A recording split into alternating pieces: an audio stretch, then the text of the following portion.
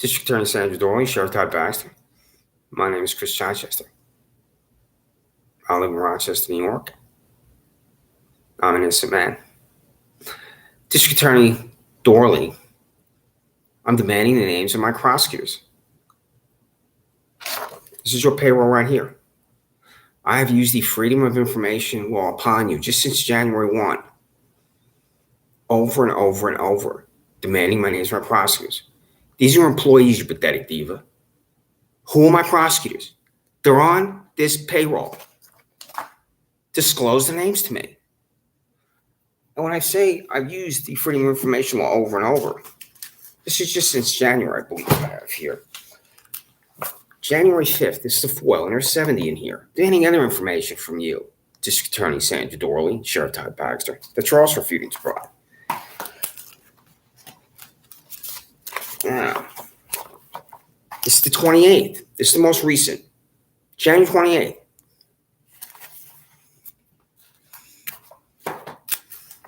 January 26th. January 24th. January 18th. January 12th. January 10th. So you're getting this over and over and over from me. Where I'm not asking you. I'm telling you to disclose the names of my prosecutors. It's a public proceeding. And you're refusing every single time. This is the 5th. This is why you, District Attorney Sandra Doorley, are corrupt.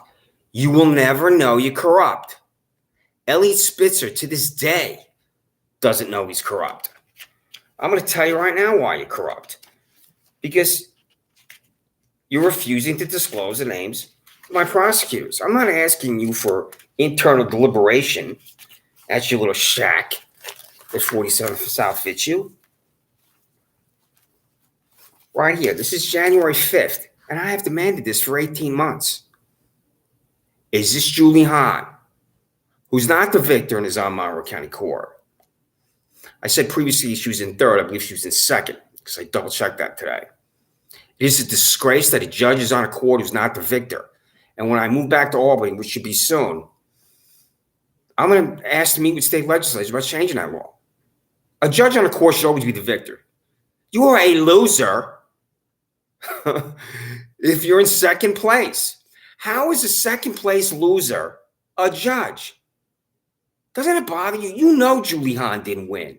Sandra Doorley, employees of the district attorney's office. You Perry Duckles know Julie Hahn didn't win. And what did you think about that? Did you make the congratulatory phone call when you know she's not the victor? It is an absolute and total disgrace to be on a court and not be the victor. So, Freedom of Information law. Is this Julie Hahn or not? And if it's not Julie Hahn, who is it?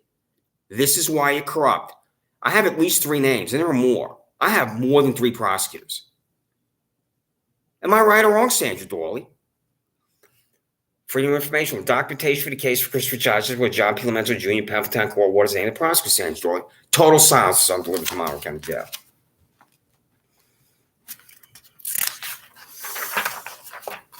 The documentation for the case of Christopher Charges for Policy Metro and Penfield Court. What is the name of the prosecutor, Sandra Doorley? Total silence.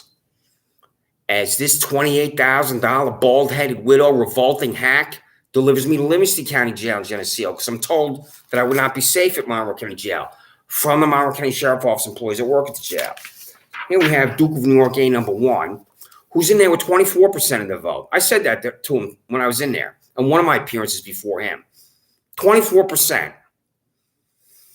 Not even remotely close. There are elections that's understandable where it's 40, 41, 42% of the vote. 24% of the vote for this $208,000 hack, former employee of the district attorney's office, Alex Renzi. Again, a total disgrace. Are you aware of the fact that Alex Renzi sits on this court with 24% of the vote? And what do you think about that? What do you think about the ethics of him being on that court? Now, he takes advantage of the laws of the state of New York, and it still's not right. It still ain't right. It's corrupt is what it is. Freedom of information law. Documentation for the case for Christopher Johnson, New York State Supreme Court for Alex R. Renzi. What is the name of the prosecutor, Sandra Doorley? Do you understand that you're signing for this? Registered mail return receipt. I have UPS's tracked, and you're refusing every time, and you don't understand. When I say you're signing for it, as I lean over here, this is it. It comes back to me. I've read these. I read every single one of these. And when I say it's tracked, I'm going to try not to look too ridiculous. This is what they give me. This is UPS at 620 Park Avenue in Rochester, New York. Every single time here, I'm demanding names of my prosecutors. And you're refusing every single time. Now, this is what you're going to receive in the next 24 to 48 hours. It may arrive tomorrow. Tonight's Sunday. This is what you're copied on. This is to Regina Harper, February 4, 2023. Regina Harper, Monroe County Public Defender's Office, 10 North Fitzhugh Street, Rochester, New York. Mark Phillips, Monroe County Public Defender's Office, 10 North Fitzhugh Street, Rochester, New York, 14604. YouTube for Regina Harper, Mark Phillips, the Monroe County Public Defender's Office. YouTube Psychopaths Inc., Sheriff Todd Baxter, District Attorney Sandra Doorley, Judge Alex Renzi. I'm not contacting them just to say hello. I'm contacting my former public defenders, Regina Harper, Mark Phillips, so they can disclose the names of my prosecutors' silence, and they're refusing. I went from having enormous respect for Regina and Mark to total and complete disgust. And that'll be that way permanently. And if I expect to be arrested again, and I will reject any representation from the public defender's office, Regina Harper, Mark Phillips, I don't want to see them. Because how much worse can it get when I'm being delivered to jail, when a prosecutor doesn't talk in court, and then I'm being held in jail, not told how long I'm going to be in jail? So, Todd Baxter, you promoted this freak, Shannon Meyer, who wrote a warrant for my arrest for walking through a parking lot I've walked through 4,000 times, and you gave her a $16,000 raise. Now, Todd Baxter, this is the parking lot. I believe you can see that clearly. And you can see when you drive down Penfield Road to Wegmans, Target, and Cam's Pizza.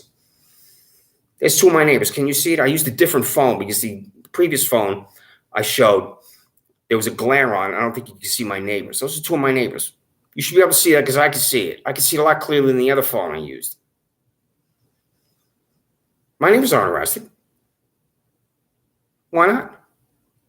Do you understand that I have equal protection laws, you Benito Mussolini skinhead? Do you understand I have equal protection laws, you pathetic diva? And you don't. Because you're corrupt. You will never know you're corrupt, Sandra Doorley. You will never know you're corrupt, Todd Baxter. I'm going to tell you why again. This is what I sent you. This is undated. I'm going to update this. Todd K. Baxter, fascist stooge. This is from Shannon Meyer. I'm going to show you what before I read the... I'm not going to read the whole thing, but I have read the whole thing previously. This is the warrant for my arrest by Shannon Meyer, who was paid $67,000 when this piece of fiction was written. He's now paid $83,000. Screw up, move up. You ever heard that cliche? I am nauseous. I'm not using it. Sometimes people say, oh, I'm getting nauseous by him. I'm nauseated. And it's just a figure of speech. I am nauseous. I'm sick to my stomach when I have to talk about her. She is the nightmare, corrupt cop for every citizen in Monroe County. And you gave her a $16,000 raise. This is why. I just showed you a picture of my neighbors clearly on my phone. I respond to the disgusting CR number 18075-105 written by appalling fellow fascist stooge Deputy Meyer. And then I say, I'm only going to read the first line, but I have read this whole thing, and I'm going to update this. I'm going to tell you why. On the above dated approximately 1440 HRS, I responded to the above location and report of a male trespassing, and then I responded to that. Shortly before I was evicted from my residence, 2600 Farm Drive, and I was evicted without a court order, without knowing about it. I slept in Harris Island Park for 3 weeks. My landlord, Giuseppe Spano and Anthony Spano, just locked the doors and locked me out and took everything I owned to a storage locker, and everything I owned was gone. I own nothing, I have nothing. So that parking lot is the destruction of my life. Todd Baxter, are you not aware of this type of fanaticism and extremism? that infests your office in the person of Shannon Meyer, and you're not. Todd Baxter, how do you explain to the United States Department of Justice that there's a warrant for my arrest for walk through a park that I've walked through 4,000 times? How is that possibly explained? Doesn't matter to you, and it doesn't. I'm going to send this to you again. I'm going to update this because there were fireworks at Harris Wetland Park right before I was evicted. And there was a celebration in Penfield High School.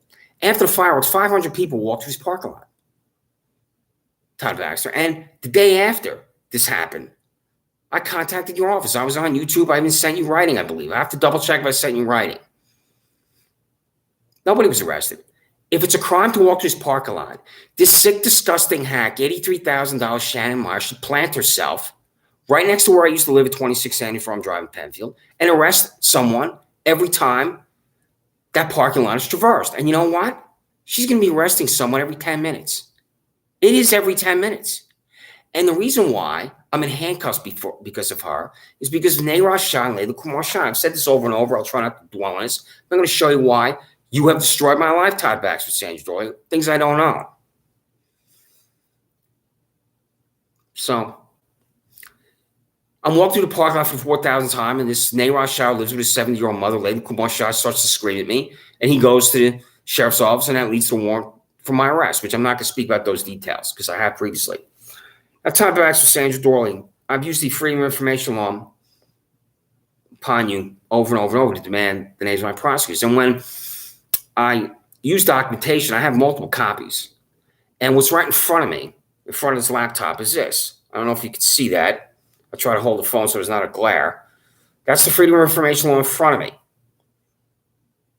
Over and over and over, I'm not only demanding names of my prosecutors, I'm demanding if you've settled employment-related discrimination lawsuits under Title VII of the 1964 Civil Rights Act, commonly called sexual harassment. So that's in front of me. And in the other documents, this is my couch. I don't know if you can see it. I was trying to hold my phone. My couch is, I think there's 3,000 documents on there. Like I'm demanding how much you expended taxpayer dollars for your employee Ryan Fisher to go to Atlanta, Georgia. Todd Baxter, what's the answer? He stayed at a hotel. That's a fact. He has a plane ticket to get to Atlanta, Georgia. That's a fact. He brought his canine Lola. That's a fact. It's cost taxpayer dollars. How much was it? I believe when I contact Thomas P. DiNapoli, and if he hypothetically asked you and demanded from you the cost of that trip, you would refuse because you're corrupt. You will never know you're corrupt, Sheriff Todd Baxter. Even though I'm telling you right now why you're corrupt. Todd Baxter. That's a surveillance device. I'm going to hold my phone a certain way. I've been on it over and over and over. When I was initially calling it a surveillance device, you were calling Lindsey Barron, the Monroe County Office of Mental Health, to humiliate me. So I showed this before. I ran a 5K at MCC, and there's 4 of you stooges standing around in the gym. That's their job that day. This is why you're a joke. This is why you're a buffoon. This is why you're a stooge. That's why I use that language. What are they doing at MCC? Just sitting around socializing at a gym when it's real crime crashing down in Monroe County. I'm going to send this to the United States Department of Justice. So there were things I don't own. I was riding my bike down Penfield Road a significant time ago because you, Sandra Doorley, were up for re-election. I was not active yet on YouTube, and I wasn't doing anything. But there's your lawn sign. Talking about how I get nauseous. I got off my bike because I'm a bike rider. I was going down a 5-mile-long road to ride. I saw this lawn sign. I took my phone out. I had my phone in hand. I was getting nauseous looking at your name, District Attorney Sandra Doorley. Conviction Integrity Unit. What a joke. How do you explain your Conviction Integrity Unit to the United States Department of Justice? I'm going to tell you how. That's not a rhetorical question. Innocent citizens are in jail. It's that simple. When prosecutors don't talk. Let me rephrase. You have a Conviction Integrity Unit, District Attorney Sandra Doorley, because innocent citizens are in jail when prosecutors don't talk in court. And then, when a citizen like me has had his civil and constitutional rights smashed into a million little pieces, you disgusting, sickening hack and diva are refusing over and over and over for 18 months to disclose the names of these prosecutors' silence. You see that hat behind me? I look at that hat, I think about my mother and father, who I've not talked to in at least 12 months, and I won't speak to for the rest of my life, and I don't know if they're alive or dead, and I don't care. Because my mother and father have no interest in the fact that I'm innocent. I'm going to leave out those details because it really is wrenching, and I could possibly lose it if I talk about that. But your mother and father are always with you no matter what. So when I was evicted, I had a collection of Brooklyn Dodgers hats because my mother and father are from Brooklyn. My father's from Bushwick, my mother's from Bay Ridge. And we used to go into the city all the time when I was a kid because my Aunt Eileen, my mother's sister, still lived in Bay Ridge. And my mother's parents lived in Bay Ridge. So I bought this Brooklyn Dodger hat to think about my mother. Because of my illegal eviction by my psychopath landlord, Giuseppe Spano and Antonino Spano, the son is now dead. And I hope hell's 5,000 degrees for him. I own nothing. And my ex-girlfriend, Laura Riley, who I copied it to on this YouTube, took all my things to a storage locker. It's all done without a court order. And she's refusing to tell me the facts and circumstances of what happened. This is happening to me when I'm in Livingston County Jail in Geneseo. All my things are being moved out of my residence. I don't know this is happening. And then when I out-processed at Monroe County Jail, I ran down Penfield Road to my residence, thinking I'm just going to use the key and get into my residence, and this is going to be the end of this disgusting abridging my civil and constitutional rights, and I was going to get ready to move back to Albany. I put the key in the front door, it doesn't open the door. Sliding glass door behind the residence was always unlocked because it was broken. It's been fixed. The spare key I taped under the back porch when the New York Mets logo has been removed. I'm locked out. I went to Harris Island Park in Penfield, and I slept in the park for 3 weeks. And then I was taken to my temporary residence by my ex-girlfriend, Laura Riley. And she's not telling me any of the facts and circumstances of what happened to my things. This is the lunatic fringe of an eviction. And what happens? All my things are gone. I own nothing. My dress screens from the 101st Airborne Division, the 17th Cavalry, are gone. My 1,000+ books are gone. My television is gone. My couch is gone. Every single thing I own is gone because of you, District Attorney Sandra, and you, Todd Baxter. So at this residence, my sister Barbara Ann bought me and a man a washer and dryer. And I think she spent about $750, and they came to the residence and installed it. Well, I was still in the basement.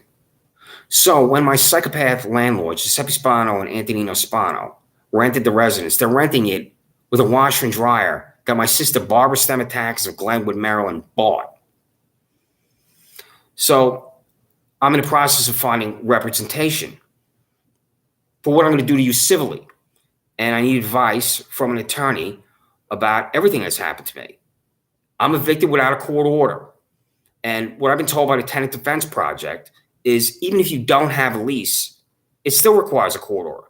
My psychopath landlord, Giuseppe Spano and Antonino Spano, believe just because I don't have a lease, they can lock the doors and lock me out. And I've been told by the Tenant Defense Project and others that that's illegal. Sandra Doorley, am I right? I believe I am. And you know when I write the criminal complaint about Antonino Spano, the father, you know what's going to happen to him?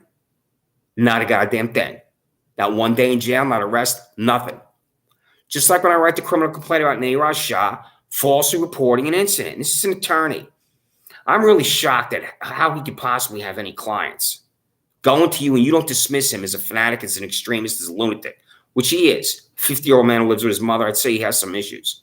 When I write the criminal complaint about Neeraj Shah falsely reporting an incident, because it's not a crime for me to walk through that park line, he won't be arrested. Nothing's going to happen to him. This Paul C. Metz was writing orders of protection for me to avoid Neeraj and Layla Kumar Shah. I've talked about that previously when I've never met them. Redirect defendants away from this $28,000 skinhead widow, Paul C. Metzer, and her accomplice, James McMillan Jr. Do you know why that's in your best interest, District Attorney Sandra and Sheriff Todd Baxter? Because innocent citizens won't be in jail. That's why. But you embrace the fact that innocent citizens are in jail, Sandra and Todd Baxter, because you're corrupt. Who's doing this to me? It's the District Attorney payroll. Tell me who it is, Perry Duckles. So, I'll repeat things. This is coming to your office. February 4th, Regina Harper, Monroe County Public Defender's Office. Mark Phillips, Monroe County Public Defender's Office. YouTube, Regina Harper, Mark Phillips, I'm telling them what I think about them. Refusing to disclose the names of my prosecutors. And then when I'm in jail, I'm languishing in jail, and I have more information about what happened to me. I should have been released immediately. There should have been motions by the public defender's office to get me out of jail. I was in contact using a kiosk in Livingston County Jail and other ways at Monroe County Jail saying, why am I in here? I was even in both times. Every time I've been in jail, I've been saying, call the public defender's office and tell them I'm here and when am I going to be out? Nobody's telling me. So I've had a complete reconsideration and reevaluation slowly about what I think about this public defender's office, especially when they're refusing to tell me the names of my prosecutors. And I'm also asking them other questions. And I'm sending to them registered mail return, UPS, and I held these envelopes up recently, and it's just returning information from me. This is supposed to be public defender's office that ostensibly defends me. Well, I'm saying to them, just tell me the names of my prosecutors. Because Regina Harper said to me at one point, the prosecutor's not backing down. Well, I asked her, who is it? And she refused to tell me. That's insane. So, this also went to the United States Attorney for the Western District of New York, Trinity Ross. I just sent this to her. Lisa Gray, Special Counsel to the District Attorney. This is coming to your office. This is February 1st. Perry Duckles at Monroe County District Attorney's office. I'm telling you to disclose the names of my prosecutors in here, Perry Duckles. You paid $144,000 to refuse to disclose the names of prosecutors in a public proceeding to me. All right, he perjurer, $73,312, Michael C. Houlihan. I'm going to write a criminal complaint about him lying under oath in a grand jury impaneled by Michelle Crowley. You know what's going to happen to Michael C. Houlihan? Nothing.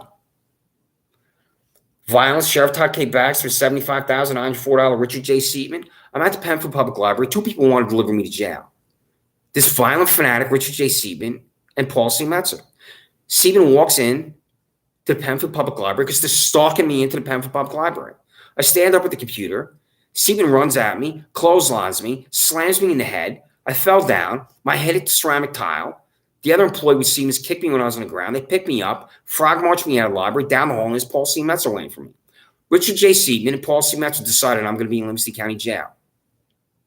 What would you think if that happened to Zachary Baxter, Sheriff Todd Baxter?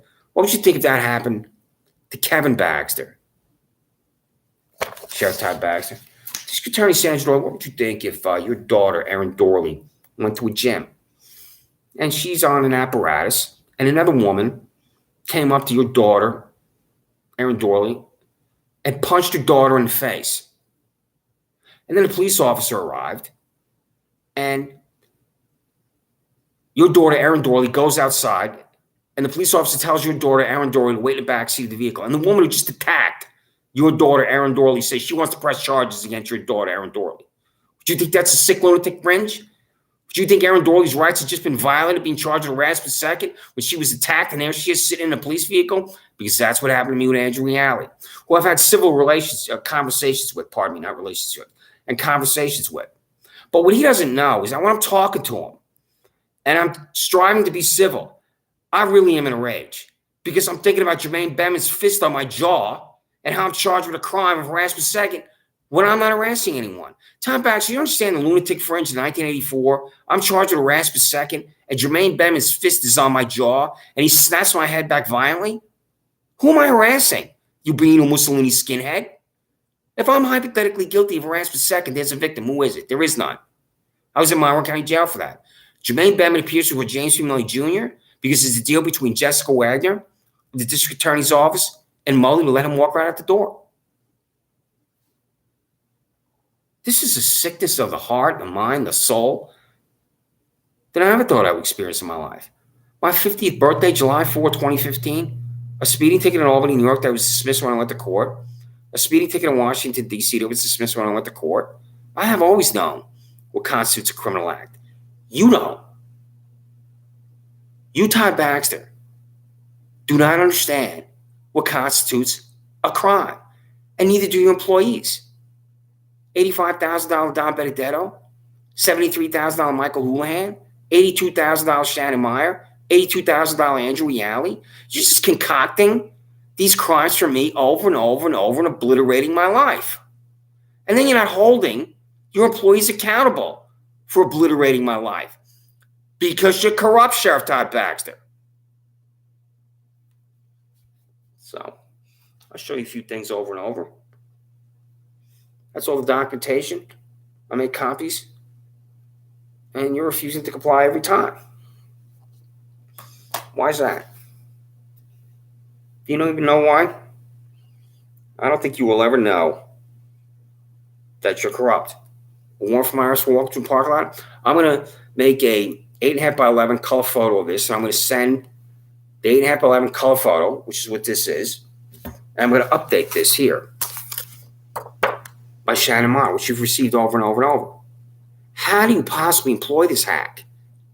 And then how do you possibly not fire her?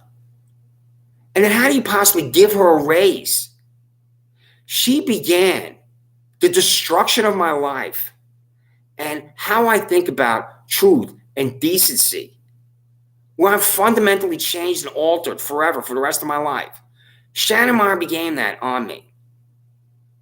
And it doesn't matter to you at all. Todd Baxter, Sandra, Doorley. The state legislature needs to reform these laws that empower one judge, like Paul C. Metzer and John P. Lemenzer Jr. in Penfield Court, and Alex Renzi in New York State Supreme Court to sentence a defendant to jail. No one judge anywhere in the state of New York should have that power, because corrupt judges will destroy lives, and that's what's happened to me. Who decided at the district attorney's office that I was going to appear in front of the supervising judge, Alex Renzi? And I'm going to write this down. When I ask you, Sandra Doorley, you refuse to answer, and that is another reason why you're corrupt. I will ask Alex Renzi this too, and he will refuse to answer. I will be back in court again, where a prosecutor doesn't have to talk at court. You're going to force me back in to the hackocracy of New York State Supreme Court, where Alex Renzi is, and he's just going to declare me guilty, where he knows the prosecutor doesn't have to talk in court. Is justice blind? Sandra Doorley? Is justice blind for me, Sandra Doorley?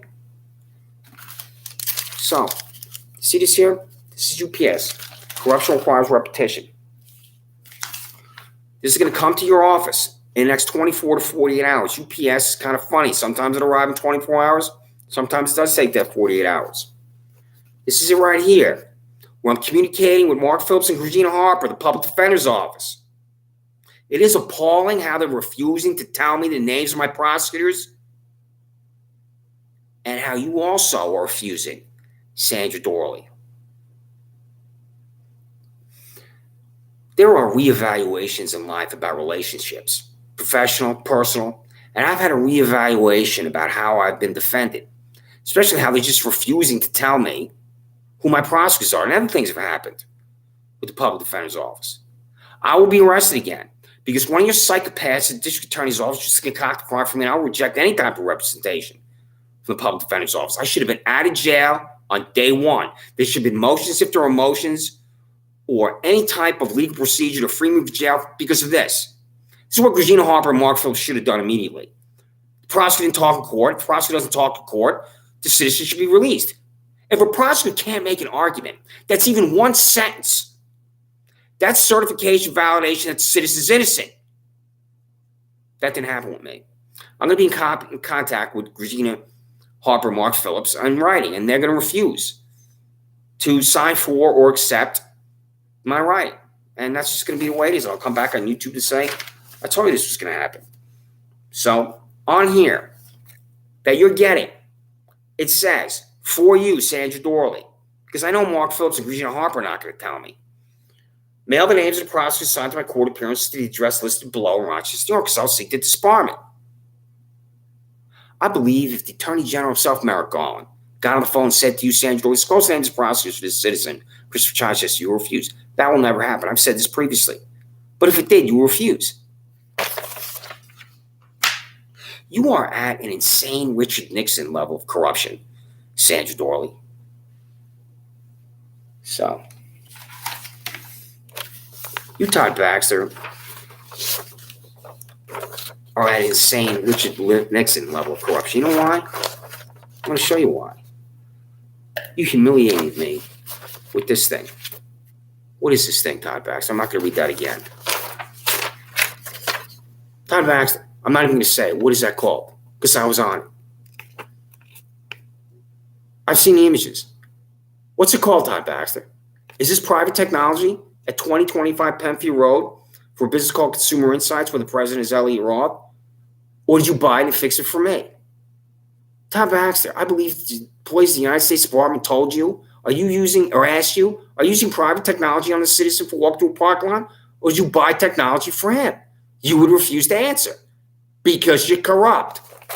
I'm not going to read that again. But I'm not going to read that again because I could physically get ill if I have to read this again. And I didn't say what it was because I could get physically ill. You make me nauseous, Todd Baxter and Sandra Doorley. You do. So, any freedom of information law demanding you write me a new check, cut me a new check. This is for $61.39 because this is what I had in my pocket when your fellow psychopath, Todd Baxter, Richard J. Sieben, walked into the Penfield Public Library and attacked me. So I'm going to read it. I hope I got it here. I think I have the first one. Yes, I do. So here it is. I'm going to write this again. You're going to refuse to even do this. This is the money in my pocket. That's a check from the County of Monroe Office Sheriff that expired. So you just write me a new check. This is what the Freedom of Information Law says. You have this in your possession. I'm going to write it again, and you'll still refuse, and this is why you're corrupt. The issuance of a new check to Christopher Chichester at the address below for an expired check in the amount of $61.39 from the County of Monroe Officer Sheriff and May Fund account because that's the dollar amount in the pocket of Christopher Chichester when he was violently attacked at Penfield Public Library by $75,094 Richard J. Sieben of the Monroe County Sheriff's Office. This is my address and email and phone number. And you can call me on the phone and tell me you want to get me in front of one corrupt judge, and that corrupt judge can just declare me guilty where no one at the district attorney's office has to talk. And perhaps while I'm on my way over to see this corrupt judge, one of you fellow psychopaths can attack me so my head slams down on a concrete pavement like one of you psychopaths, Todd Baxter, did to me at Wegmans. And your female employee with the Marine-style haircut and tattoos watched this. Do you know what I'm talking about? I wouldn't be surprised. You have no idea. Paul C. Messer wants to send me to jail. 5 of your vehicles, 10 of your employees followed me when I was walking to Goldstream and Fairport, and you arrived at the pharmacy entrance when I was at the pharmacy entrance. One of your Monroe County Sheriff Office employees got out of his vehicle and ran at me, lowered his shoulder, ran into me, knocked me down, and my head hit the concrete pavement outside the pharmacy entrance to Wegmans, and then he briefly sat on me. I had to get an MRI for this, for which I was billed. I didn't pay it. I'm going to send you that bill. Pay it. That's the price of your violence, Sheriff Todd Baxter. So, and the second foil is another reason why I'm still holding this up. There's the money you owe me for Richard J. Sieben, his violent psychopath attacking me at the Penfield Public Library. And it's a little blurry here. It says a copy of the use of force guidelines or rules of protocol at the Monroe County Sheriff's Office, Todd K. Baxter. I'll repeat that for you, you beating Mussolini skinhead.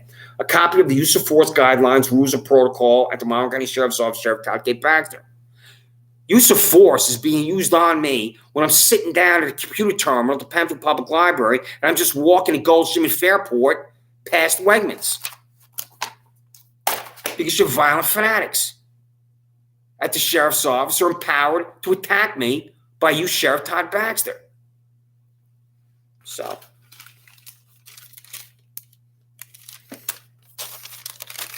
Rochester, New York is a violent city because of you, Sheriff Todd Baxter and District Attorney Sandra. Do you know Rochester, New York is a violent city? Have you ever been on Avenue D in Rochester? Have any of your employees ever been on Avenue D? Because that's where Kelvin Vickers murdered 29-year veteran of the Rochester Police Department, Anthony Mazurkowitz. Kelvin Vickers is a drug dealer. You know exactly who he is. I walked up there a couple times because there's a Walmart up there. And I rode my bike down there a few times. And I went for a run down there a few times.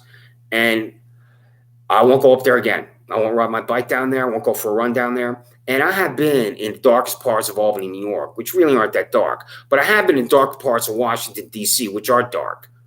I've never been in areas like that Avenue D at night out there. That is really scary what's going on over there. They have the Valero gas station where The police have been called 300 times. What are you doing about that, Todd Baxter? I'll tell you what your answer is. Not a goddamn thing. That's a city of Rochester problem, right?